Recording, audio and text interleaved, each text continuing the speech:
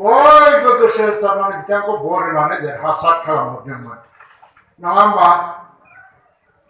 दा दिनैबो नोंथांमोनहा प्रमद बर'नो जायफोर बिथांमोनहा बर होदोंमोन दिनैसिमबो UPPL खौ मोजां मोननानै UPPL नोनो बर होगोन होननानै आं आसा खालामो आरो दिनैनि मेलाव सफैयै बयनोबो आं ओंखायनो रायजो राजाफोरनो आंनि खुलुमनायखौ आं खेबसे जासिहरो नोंथांमोनखौ आंनो साबायखर होनांगोन आरो आंनि खुलुमनायखौ आं जासिहरबावनांगोन मानो होननानै बुङोबा आं क'क्राझारनि मानसि क'क्राझाराव गेलेयालासिनो सापागुरियाव मानो गेलेफैखो गोबां सोंलु सिखारदों आजिखालि मबाइल फेसबुकनि जुग बेवहायबो साफा सानै मानसिफ्रा सोंलु दैखांदों आरो आं बे कक्लाबारि राबांनिफ्राय लानानै मुसलपुर दिरासिम दाखालि थांनाय सानथामसो सिगांनिफ्रायनो आं सानफ्रामबो फैगासिनो दङ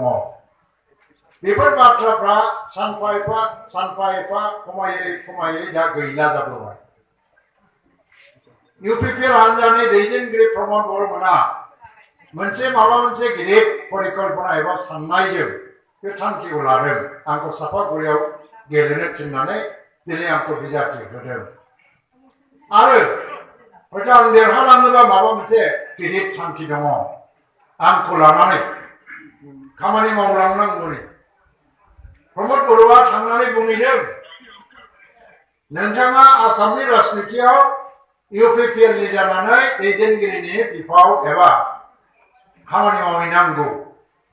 जोंहा दैदेनगिरिफ्रा ओरैनो जनानै थानो मोना ओंखायनो नोंथाङा सापागुरिनिफ्राय देरहासार जालाङोबा नोंथांखौ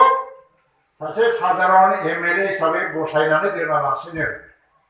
जोङो गभर्नमेन्टआव सासे गिदिर मन्थ्रिनि बिबान लानानै खामानि मावहोनो होननानै जों सानदों होननानै प्रमद बर'आ आंखौ बुंहैदों आरो बे मथे आंखौ बिबान रुजुननो खावलायदों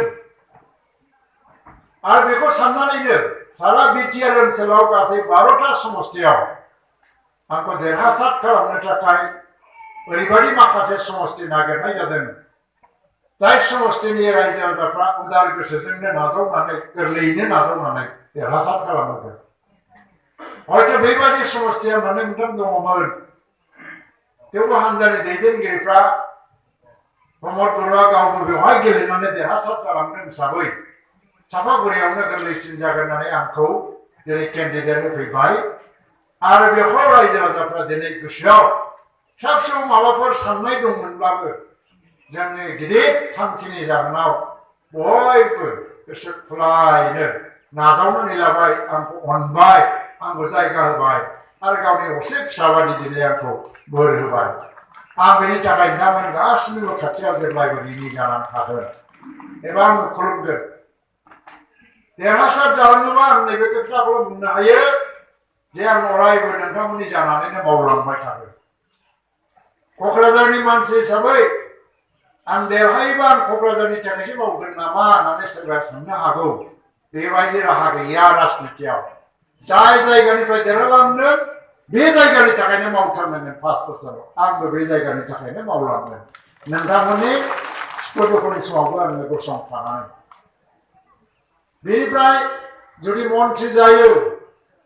आं बुंनो हाया मन्थ्रि आं जामारगोन ना जामारा नाथाय मन्थ्रि खालामनाया हान्जाफोरनिसो दा BJPआ खालामनांगोन आरो UPPL आ खालामनांगोन रायलायनानै GSPआ खालामनांगोन दा BJPनि सासे जिल्लानि दैदेनगिरि राम दाहाला BJPनिनो जिल्लानि आफादगिरि जानानै बिथाङाबो बुंलांदों मन्थ्रि खालामनांगौ आरो जोंना प्रमद बर'आबो बुंदों बेबायदियैनो जानानै थाङोबा आङो खोथा होनो हायो सासे MLA जानानै जेसेबां खामानि मावनो हायो बेनिख्रुइ 10 गुन बारा सासे मन्थ्रिया मावनो हायो ओनसोलनि जौगाखांनायनि थाखाय होमबा सापागुरि समस्तिखौ जोंखांहोनांगौ बिनि महरखौ सोलायनांगौ आरो जेरैबो समस्याफोरखौ सुस्रांनांगौनि दायित्वआ आंनि आं बेखौ दिनै नाजावनानै लागोन नोंथांमोननि मददनि